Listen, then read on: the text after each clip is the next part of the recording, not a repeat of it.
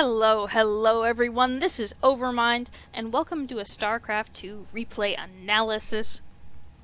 This is going to be a PvP from the Silver League, and today we're going to go ahead and look at this replay and see how we can help these players improve.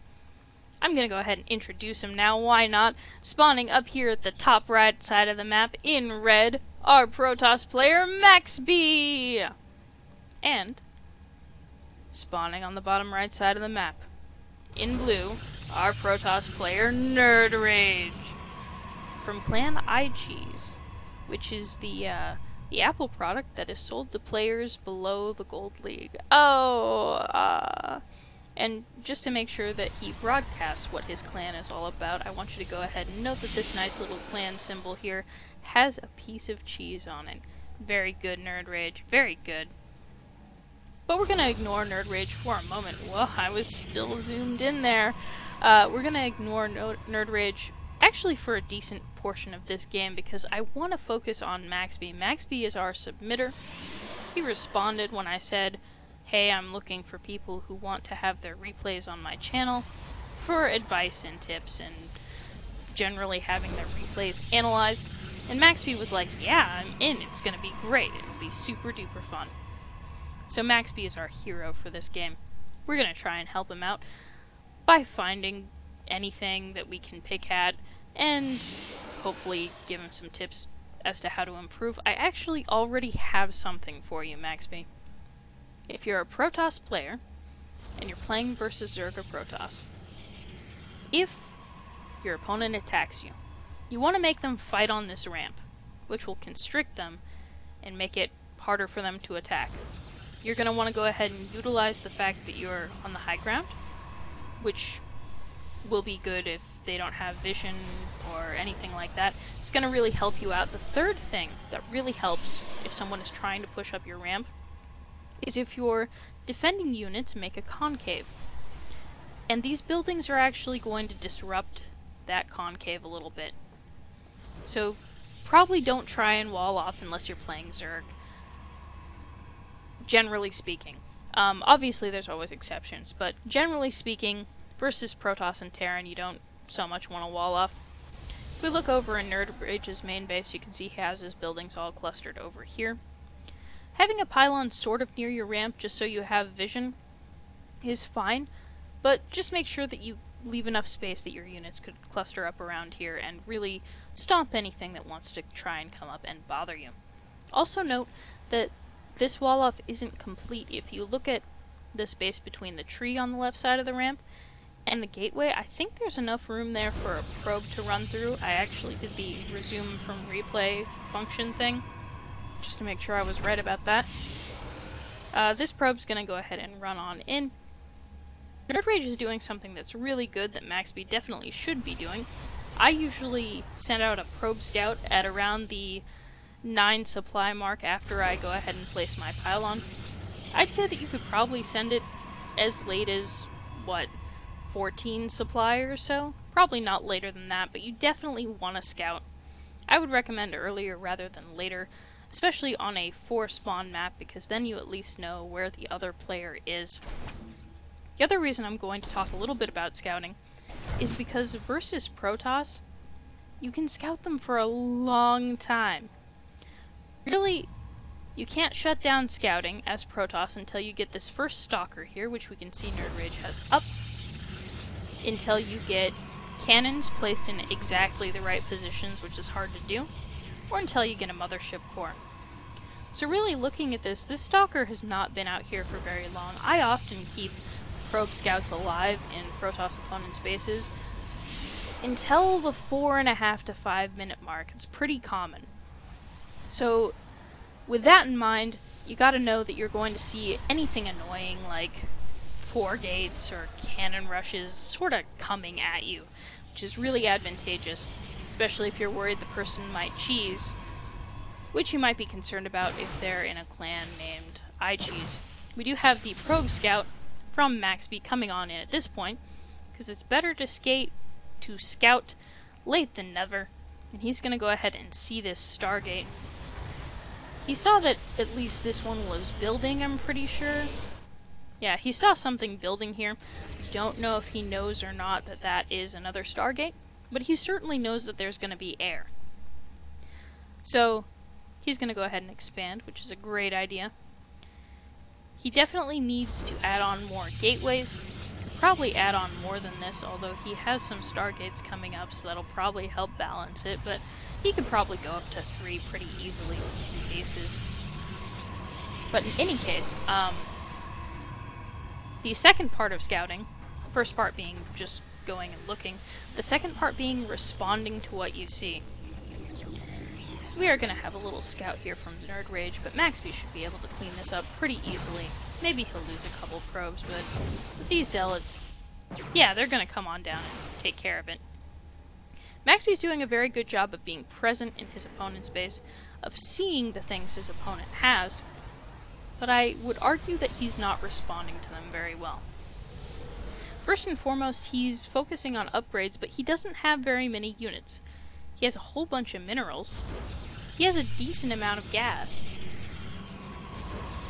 But he's not really building units. He could certainly go ahead and build some cannons behind his mineral line at his expansion to sort of thwart off any annoying Phoenix harassment where they come around and lift your probes and stuff like that.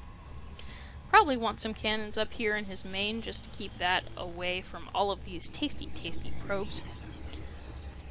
He has been doing a decent job of building probes until about now. Recently I've noticed that the production tab does not include probes, and he definitely wants to continue making probes as the game progresses. Especially since he has this nice expansion here so he could make them 2 at a time. He'll probably want to send those probes straight into gas, because you can see that that's sort of his limiting factor on building things. You can see that he's making phoenixes and stalkers, which is a very good idea given that he knows that air is coming. In fact, here it is. And oh, look at all the phoenixes. There's so many. They're going to try and engage right above the cannons, which is probably not a great idea. And there's just, it doesn't look like there's going to be quite enough to really clean this up, is the problem. Cannons by those mineral lines would have been pretty invaluable. I don't think these 2 stalkers are going to easily get lifted because there simply aren't enough of them in total to really make these phoenixes go away. The phoenixes are going to go away. This is a great time for maxbie to build pylons by his mineral line. He still has a whole lot of money. He needs to be making probes. He needs to be chrono boosting probes, because otherwise he's going to fall way behind economically. I do want to go ahead and talk about this main base for a moment. As far as mining is concerned, 3 probes in each geyser and 16 on minerals is what's considered optimal for harvesting at a base. So he wants to go ahead and move one of these probes to gas here, and then move a number of them until he has only 16 mining minerals down here, and probably just have them mine gas. Do note that he is making probes now. He's only just now putting this pylon down, and I've had a good while to talk about his base, so I know that it's been a little while since he could have done that. I just saw a blue click over here, so I assume he's going to come on back with his phoenixes. Seems like a pretty reasonable thing to do. This warp gate hasn't been used in a while, so he's sort of missing these warp ins, which is really unfortunate. maxbie definitely needs more production facilities. He also needs to use the ones that he currently has, since he's not producing phoenixes. You'll notice the production tab is currently empty. These probes are going to want to run to the cannons. Run, probes! Run, probes! Run to the cannons! And that's very good. Forcing your enemy to fight in a way that they don't want to, so that they lose units, is good. But you'll note that cannons could have been up here. He's lost a lot of probes from this base. And this really is actually the point that I would consider the game lost. You see maxbie saying, that's really annoying. It is, isn't it? It's awful. During this harassment, maxbie hasn't been making enough total units. He's been doing a really great job on upgrades. I think I saw him getting air upgrades. He's got a fleet beacon up here. He's 1-1, I think, or no, just 1-0 for upgrades there. He's got some ground upgrades, at least one that he's doing. It's not terrible. Usually you don't see silver players doing this well on upgrades, but he's not making enough total units. He's not making probes consistently enough to recover from these attacks. Not making cannons and positioning them quickly enough. Just little things like this are going to put him way behind. You'll note that Nerdrrage has been able to expand to a 3rd base. He's got some additional gateways coming up. And at this point, it's kinda over just because maxbie is so far behind. Now this is actually good. He's gonna head out across the map just a little bit. He's gonna see these pylons going down. And then I think he makes a very smart decision. Seeing that other army, he goes ahead and goes, you know what, I'm gonna wait to engage that. I think I've shot down a push a little bit at least, hopefully, and I'm gonna go ahead and guard my base. He does have cannons coming down now. Possibly wants to position this cannon further, that's on the south side of this pylon, further to the left, just to spread them out a little bit. But that's alright. You'll note that he's taken a 3rd. The problem really with him expanding is that he doesn't have the probes to saturate it because he hasn't been consistently building them enough. The bright side of this is that he can now build probes 3 at a time. You'll note that he's really doing a good job of sort of compensating for that, using that in front of us. There's going to be an engagement out here, and when it comes down to it, the army supply is just so uneven at this point that it's not going to work out. I do want to go ahead and call your attention to the worker supply, which is way more important. maxbie has been losing a lot of harvesters throughout all of this harassment, which is really annoying. But doing a little bit better job of making them consistently would have made him a lot more competitive. And making units, just making units, making probes, keeping that production up is really going to be the problem that happened in this game. Now, maxbie is correct that this Phoenix harass is annoying. If ever you see something annoying on the ladder, go ahead and try and do it at least once. It's a good way to get to experience all of the units. I think a lot of people moving from Bronze to Silver League probably don't see a lot of this Phoenix lifting nonsense, because Phoenixes move really fast and require a decent amount of micro, well, not a whole lot, but a lot for the Silver League to do this harassment. So if you want micro practice, go ahead and try this maxbie. It's pretty fun. But yeah, just macroing well, making probes consistently, making sure that you spend all of that money. You definitely don't want to have as much as maxbie had mid-game. You can see that he did get much better about spending his money later in the game, but by then, too little too late. And just maybe hotkeying these important anti-air buildings here would have been good.